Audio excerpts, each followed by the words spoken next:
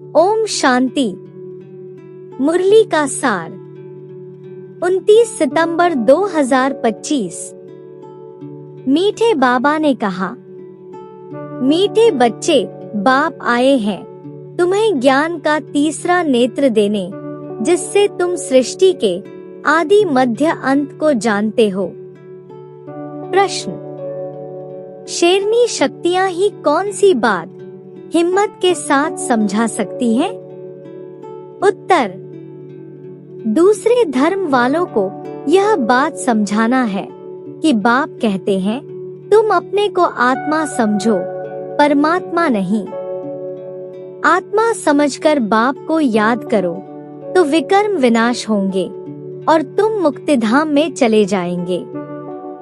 परमात्मा समझने से तुम्हारे विकर्म विनाश नहीं हो सकते। यह बात बहुत हिम्मत से शेरनी शक्तियां ही समझा सकती हैं। समझाने का भी अभ्यास चाहिए। गीत है, नयनहीन को राह दिखाओ। धारणा के लिए मुख्य सार। पहला, यह पुरानी दुनिया अब खत्म होनी है, इसलिए इस दुनिया का संन्यास करना है। दुनिया को छोड़कर कहाँ जाना नहीं है, लेकिन इसे बुद्धि से भूलना है। दूसरा, निर्वाण धाम में जाने के लिए पूरा पावन बनना है। रचना के आदि मध्य अंत को पूरा समझकर नई दुनिया में ऊंच पद पाना है। आज का वरदान, किसी भी आत्मा को प्राप्तियों की अनुभूति कराने वाले यथार्थ सेवाधारी भव। स्पष्टीकरण है, यथार्थ सेवा भाव अर्थात सदा हर आत्मा के प्रति शुभ भावना, श्रेष्ठ कामना का भाव।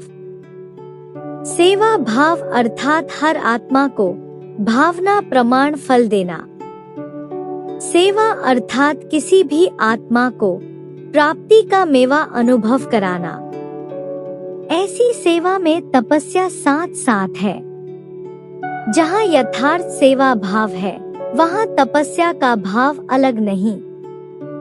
जिस सेवा में त्याग तपस्या नहीं, वह है नामधारी सेवा।